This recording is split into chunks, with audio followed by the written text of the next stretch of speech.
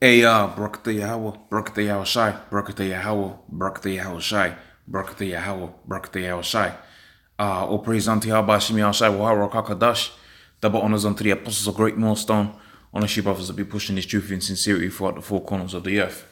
So this is gonna be a quick video, and basically is based on the title here, and pretty much I haven't done any further research into this topic, but I think the title is a good title. I think this is a beautiful title, and it encompasses the spirit that is upon Esau, and the spirit how he's conducted himself since the inception of his being on the earth. Okay, that is to say, through bloodshed they was gonna live upon the earth. Okay, so I mean I'm just going straight off the title here. I haven't even read the article, and I'm not gonna do a study into the whole situation that happened within Serbia.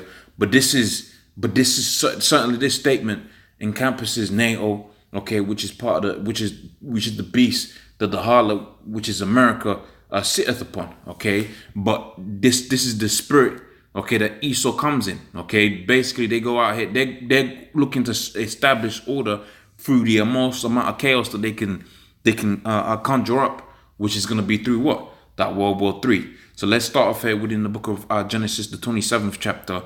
And you know what? Let's go to Revelations. Was it the 6th chapter? All right, I think it's in the 6th chapter. So bear with me. I think it's going to be a more appropriate precept.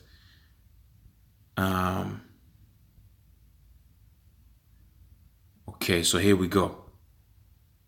It's got to be here somewhere.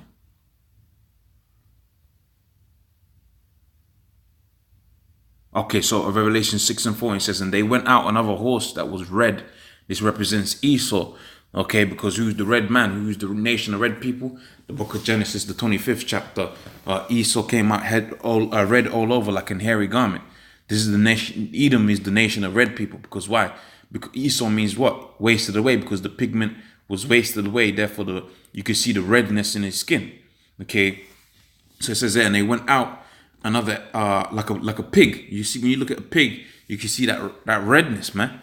They went out another horse that was red, and power was given unto him that sat thereon to take peace from the earth, that they should kill one another, and there was given unto him a great sword. So this is very descriptive of the way of Esau, how he moves. All right, so it says, and I'm gonna read a little bit of this article, but really I'm going off of the title, because I think this is a good title to show you what this man is all about, which is that great sword that he was blessed with, which is death. He's about, he's made a business of killing people. Okay, so it says, we bombed you to save you. NATO head Stoltenberg speaks out about 1999 bombings on a visit to Serbia. Although many people in Serbia hold painful memories of NATO's 1999 bombings of their country, it was in fact done precisely to protect them from their own government. NATO Secretary General Jens Stoltenberg said in Belgrade, and he was answering about the bombings and about the NATO campaign against the government of the former Serbian president Milosevic. Okay, during a meeting while with students at Belgrade, and pretty much like I said, I don't know too much about I don't know anything about this whole situation, but I do know a few bits about how NATO is conducting themselves within Syria right now. I do know a little bit about how NATO conducted themselves, NATO and the US and NATO rather more conducted themselves within what's it called, Afghanistan, Libya, and so on and so forth. So basically what happens is they create an unstable government. They usually send an agent provocateur up into the midst of the government, or they might not even do that. They might just paint the whole leader as a bad guy. So right now, what's this guy Assad is committing war crimes against his own people, and upon what's known as unsubstantiated evidence, these dudes are up there bombing the hell out of the Syrians because they're saying Assad is the one that's committing war crimes against his own people. And pretty much when you check out the death count, I'm pretty sure the amount of people that they're accusing Assad of killing is less than the amount of people that they've killed right within Syria, because they're so-called saving the Syrians, man. And this is how this man conducts himself. All right, he goes out there killing, and he puts a spin on it. Okay, let's go into the scriptures. His words were smoother than butter. Okay. Smoother than butter, and that's how they conduct themselves. Okay, they put a sweet spin onto it. Okay, they put this sweet spin onto it. But the reality of the situation is that they're inwards, these swords that are drawn. The book of Psalms 55:21, it says, "The words of his mouth were smoother than butter, but war was in his heart." Okay, his words were softer than ours, yet swords were drawn. So they shake your hand, they smile at you, but really in their mind they're thinking, look, you don't even know what we're gonna do to you. And that's the reality of the situation when you're talking about Esau, the rulers, the elite banking families, the so-called Jews that rule this world. That's their mentality, man. It's death first, okay, and then that's when they're gonna establish their so-called reign or whatever. You check out what they did out there within America. They're so-called talking about civilizing the world. Oh, you check out the Greeks. Alexander, the so-called Greek, he's supposed to have civilized everybody, right? But you know how much people he was killing, man? All right, the scripture talks about how he made many wars with people within the earth, man. So this guy was a warmonger. He was a killer. All right, and this is who this world holds in esteem. A Christopher Columbus or Christopher Colon, okay, a so-called Jew who went out there into the Americas and so-called found America when there was people already living in it, was a mass murderer, man. Okay, he was a mass murderer. You're talking about Assad's a so-called criminal. This dude was a criminal of the highest order.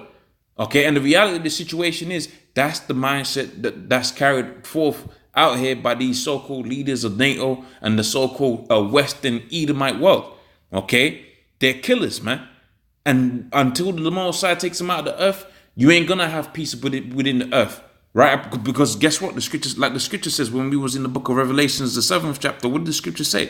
It says, "Unto him was given a great sword that they should kill one another." So if until that great sword is removed from the earth, you was gonna have mass death and mass killings, because his blessing is distorted. See, when you're blessed with spirituality, the 12 tribes of Israel are blessed with spirituality.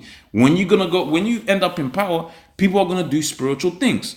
Okay, they're gonna be into this, the earth, and they're gonna be vibing and living in harmony with nature and so on and so forth. But when you got a criminal living within the earth, then you're gonna have criminal activity happening. That's why everybody's in all kind of debt, trying to commit some kind of fraud so that they can come out of debt. That's why you check out all of these so-called great business entrepreneurs. They got some shady past, man. Okay, that's why you got it to where the greatest, the richest people on the earth, they're the most heartless, most ruthless. Hell, they got a saying out there. Okay, they got a saying out there that if you ain't ruthless within the business world, you ain't gonna make it. So here it is, you're a nice person, so-called nice person, trying to take care of the earth and all of that. Man, they're gonna eat you up alive out there. That's because the leaders, like the scripture says, as the leader is, so the people that follow him are gonna be. Okay, so continuing in this article, like I said, I don't know too much about it, but I like the title. Okay, maybe it will lead into something juicy. All right, so it says, and he answered questions about the bombings and about NATO's campaign against their government from the former Serbian president Milosevic. Okay, during a meeting, with students about Belgrade, and he says, "I stressed that we did this to protect the civilians, and to stop the regime." As quoted by the local media, claiming locals have painful memories of the event. So NATO wants the silence and the Belgrade to look into the future, and also boasted of an excellent relationship between NATO and Serbia, adding the military bloc respects the Belgrade's decision to join the alliance. And still, he maintained that NATO wants to be Serbia's partner, etc., etc., etc. I mean, you can go into that, whatever, and they might say some other stuff about the relationship. But like I said, I feel like that was a good title, all right, to do a video on, because that encompasses the spirit that is within Esau. Okay, especially when we went to the book of Psalms 55, where it talks about how peace is spoken about. And whatever the relationship between NATO and Serbia is now, that's irrelevant. The point still stands. They'll go out there and they'll make certain wars, okay, with different peoples. And after they made those wars with different people, they go out to establish their own order. Okay, just like how they say they got a relationship with NATO, that's because what? NATO's gone up into there after they bombed the hell out of them, and they've established their order. And that's what's going to happen. That's what they're going to try to do with this World War III. Okay, destabilize all the governments within the earth and establish their one. Okay, so with that, I'm going to say, oh, praise unto Yahweh, Shimi Shai Waharu Kakadash, double honors unto the apostles of Great Millstone, on the she brothers that be pushing this truth in sincerity. Shalom.